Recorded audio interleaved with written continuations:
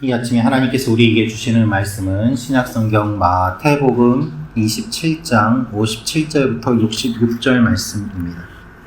오늘 말씀은 예수님이 돌아가신 이후의 사건들이 기록되어 있습니다.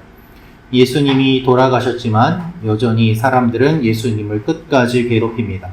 오늘 이 말씀을 통하여 우리가 알 수 있는 몇 가지 내용이 있습니다. 첫째로 하나님은 준비된 사람을 사용하십니다 라는 것입니다. 하나님은 준비된 사람을 사용하십니다. 우리 57절부터 60절 말씀 다시 한번 읽도록 하겠습니다. 시작.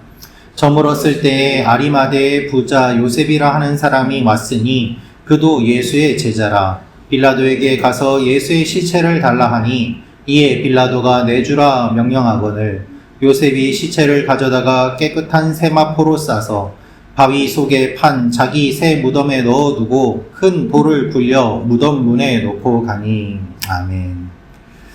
돌아가신 이후에도 사람들이 예수님을 괴롭힙니다. 그러나 이러한 사람들의 악한 계획 속에서도 준비된 사람이 등장합니다. 그의 이름이 바로 요셉입니다. 아리마대의 부자 요셉이라 하는 사람이 왔다라고 되어 있습니다. 성경에서 부자라는 표현을 사용하는 일이 흔하지 않음에도 불구하고 이 사람은 의도적으로 부자라는 표현을 사용할 정도로 꽤 많은 재산을 가지고 있는 재력가임을 우리가 알 수 있습니다. 그런데 놀라운 사실은 부자인데 예수님의 제자라는 것입니다.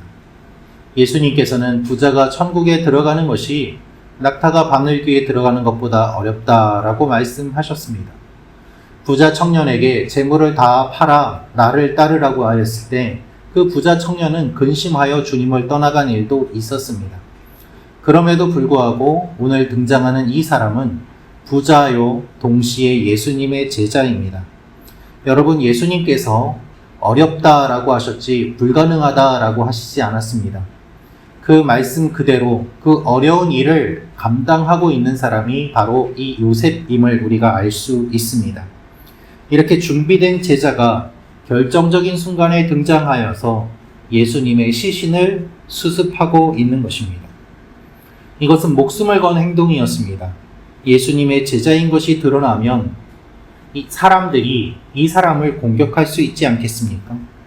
요셉도 너도 같은 편이구나 라면서 베드로에게 신문하였던 것처럼 그를 신문하고 망신을 줄 수도 있지 않습니까? 그의 재산이 다 빼앗길 수도 있습니다.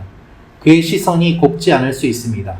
그럼에도 불구하고 그는 공개적으로 예수님의 제자임을 표명하면서 예수님의 시신을 달라고 요청합니다. 그것에 개의치 않고 주님만을 바라보면서 나아간 참 제자임을 성경은 기록하고 있는 것입니다. 그리고 그는 자신이 준비한 새 무덤에 예수님을 안장합니다. 전체의 내용과 이 흐름을 살펴보면 이 모든 일들을 요셉이 주도적으로 하였음을 알 수 있습니다. 우리는 잘 모르지만 이 요셉은 준비된 사람이었습니다. 다른 제자들은 다 도망갔지만 요셉은 아무것도 주님께 기대하지 않고 주님께 자신의 모든 것을 내어드립니다. 그래서 주님을 안장할 수 있었습니다. 하나님께서는 이렇게 준비된 사람을 사용하십니다. 우리는 모르지만 하나님은 하나님의 일에 필요한 사람들을 준비시켜 주십니다. 우리 모두 주님께 쓰임받으며 준비된 사람이 되기 위해 이 아침에 기도하며 나아가는 여러분과 제가 되기를 원합니다. 사람들이 알아주지 않는다고 할지라도 결정적일 때 하나님께 쓰임받는 사람, 그것은 기도로 가능하기 때문입니다. 두 번째로 알 수 있는 것은 대제사장과 바리새인들은 끝까지 악합니다. 대제사장과 바리새인들은 끝까지 악합니다. 우리 63절, 64절 말씀 같이 읽겠습니다. 시작.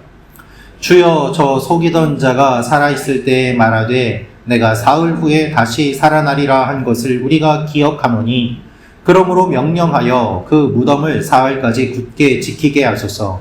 그의 제자들이 와서 시체를 도둑질하여 가고 백성에게 말하되 그가 죽은 자 가운데서 살아났다 하면 후에 속임이 전보다 더 클까 하나이다 하니. 아멘. 예수님이 돌아가시고 무덤에 안장되었습니다. 종교 지도자들이 예수님을 죽였습니다. 그러면 충분하지 않습니까? 거짓 증인을 세우고 거짓 증언을 하게 하여서 예수님을 죽이면 그것으로 끝 아니겠습니까? 그러나 그들은 그것으로 만족하지 않습니다. 바리새인들이 대제사장을 찾아옵니다. 바리새인과 대제사장이 함께 빌라도를 찾아갑니다.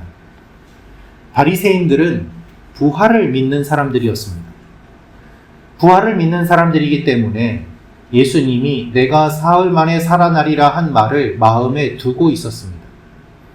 유대인들은 이와 같은 사람이 죽으면 바로 이 세상에서 끝나는 것이 아니라 그 영혼이 시신 주위를 떠돌다가 3일째 되면 떠나간다라고 민간 신앙에서 전승되는 그러한 믿음이 있었습니다.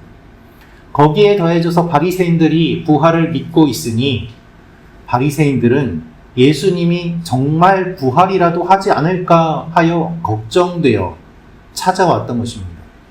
그래서 그들이 한 행동은 무엇입니까? 예수님이 부활하시더라도 무덤에서 나오지 못하도록 그 무덤을 큰 돌로 굴려서 막은 것입니다. 혼자 힘으로는 그 돌을 옮길 수 없기 때문에 예수님이 설령 살아나더라도 그 무덤에서 나오지 못한 채 죽음에 이르도록 그들은 끝까지 악한 일을 하는 것을 우리가 볼 수 있습니다. 이들이 진짜 예수님의 말씀을 믿었다면, 예수님이 3일 만에 살아날 것이라는 말씀을 믿었다면 무덤을 돌로 막는 것이 아니라 예수님을 메시아로 믿고 주님을 따랐어야 하지 않습니까? 그러나 이들은 그렇게 하지 않습니다. 혹시라도 살아나면 어떻게 하나 일만의 가능성을 다 싹을 제거하기 위해서 이와 같이 끝까지 철저하게 무덤을 봉인하고 무덤을 지켜달라고 빌라도에게 와서 부탁하는 것을 볼 수 있습니다. 더군다나 이들의 말을 들어보면 저 사기꾼이라고 하면서 예수님을 사기꾼으로 몰아세우고 있습니다. 사기꾼이라고 하면서도 예수님의 말씀이 신경 쓰이니까 무덤을 돌로 막습니다. 이들은 말과 행동이 지금 모순되고 있고 무엇을 이야기하는지도 알지 못합니다. 그저 끝까지 악을 행할 뿐입니다. 여러분, 악한 사람은 적당히가 없습니다. 끝이 없습니다. 어떤 한 악을 저지르면 그것으로 끝이 아니라 다른 악을 저지르고 더 심한 죄를 저지릅니다. 그것이 악의 특징입니다. 예를 들어서 길고양이나 동물들을 괴롭히는 사람이 있다면 그것으로 그치지 않고 더 나아가서 동물을 죽이기도 하고 더 나아가서 사람을 해치는 일도 일어납니다. 그래서 많은 범죄 학자들에 따르면 그러한 일들을 행하는 사람들은 범죄의 가능성이 높으니 처음부터 주목해서 보아야 된다라고 이야기를 하고 있습니다. 바리새인과 대제사장은 끝까지 악합니다.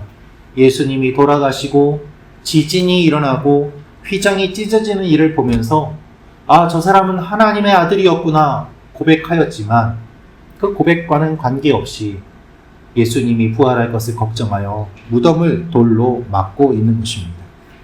예수님의 십자가 사건 이후에도 사람들이 악함을 주님은 끝까지 보여주십니다. 여러분, 이 악한 사람들의 모습 우리가 어떻게 보아야만 하겠습니까? 바로 이 모습이 나의 모습이요. 주님의 말씀을 믿는다고 하면서도 온전히 믿는 것이 아니라 나의 선택에 따라 믿는 나의 모습이 혹시 우리 가운데도 있지는 않습니까? 마지막으로 알 수 있는 것은 악인의 시도는 오히려 하나님의 능력을 나타냅니다. 악인의 시도는 오히려 하나님의 능력을 나타냅니다. 65절, 66절 말씀 같이 읽겠습니다. 시작. 빌라도가 이르되 너희에게 경비병이 있으니 가서 힘대로 굳게 지키라 하거늘 그들이 경비병과 함께 가서 돌을 임봉하고 무덤을 굳게 지키니라. 빌라도는 이들의 요구를 들은 뒤에 이들의 속셈을 알아챘습니다. 무덤을 지키는 일은 로마와는 아무 관계가 없이 이들의 필요를 만족시키기 위한 요구에 불과함을 그는 알았습니다. 그래서 빌라도는 너희의 경비병으로 지켜라. 너희에게 경비병이 있으니 가서 힘대로 굳게 지켜라 라고 말을 합니다. 물론 이 경비병들도 로마 군인입니다. 로마 군인을 사용하지만 공식적으로는 나는 관계하지 않겠다 라면서 뒤로 빠지는 모습을 보게 됩니다. 그러나 그렇게 하면서도 역시 다 정치적으로 계산하고 자신의 이익에 따라 움직이는 사람들의 모습을 우리가 볼 수 있습니다. 결국 종교 지도자들은 경비병과 무덤에 가서 돌로 무덤 입구를 막습니다. 예수님이 부활하셔도 나올 수 없게. 그리고 경비병들은 이 돌을 움직일 수 없도록 단단하게 막아버리고 무덤을 지킵니다. 여러분, 그러나 이러한 이들의 악행은 오히려 예수님의 부활을 드러내는 증거가 됩니다. 무덤을 막고 있던 큰 돌이 옮겨집니다. 예수님의 부활 후 처음부터 예수님의 시체를 제자들이 훔쳐갔다라고 거짓 소문을 퍼뜨리는 사람들이 있었지만 이 무덤을 돌로 막은 이 일이 객관적으로 일어난 일이기 때문에 그들의 거짓말은 그대로 다 드러나게 되었습니다. 무덤을 경비병들이 지키고 있었기 때문에 제자들이 훔쳐갈 수 없음을 증거하는 오히려 그러한 증거로 사용되었습니다. 사랑하는 성도 여러분, 무거운 돌이 무덤을 막아도 예수님의 부활을 막을 수 없습니다. 경비병들이 무덤을 지켜도 예수님의 부활을 막을 수 없습니다. 사람들은 자신들의 생각으로 하나님을 막으려고 하였지만 그 어떤 도구와 방법으로도 하나님을 막을 수 없습니다. 하나님이 하시면 하실 수 있습니다. 우리의 여러 문제와 우리의 여러 부족함과 우리의 여러 악한 모습들이 있다고 하더라도 주님께서 사용하시면 사용하시고 하시면 하시는 것입니다. 여러분, 이것이 주님의 십자가와 부활의 메시지입니다. 사랑하는 성도 여러분, 우리를 향한 하나님의 사랑은 막을 수 없습니다. 우리를 향한 하나님의 계획은 막을 수 없습니다. 악인들의 계획과 방법보다 뛰어나신 이 하나님을 기억하며 이 아침에 우리에게 부어주실 하나님의 은혜를 사모하며 그리고 이 어둠을 뚫고 부활하실 그 주님의 부활을 소망하며 이 아침에 기도하며 나아가는 여러분과 제가 되기를 원합니다. 안식일에 주님께서 무덤에 온전히 들어가서 머무시고 안식일이 끝나면 주님이 부활하십니다. 예전에 안식일인 이 토요일 우리가 함께 모여 어둠 속에서 주님을 소망하며 주님 앞에 나아갈 때 주님께서 밝은 빛으로 우리 가운데 오셔서 부활의 기쁨을 우리에게 부어주실 것입니다. 기도하겠습니다.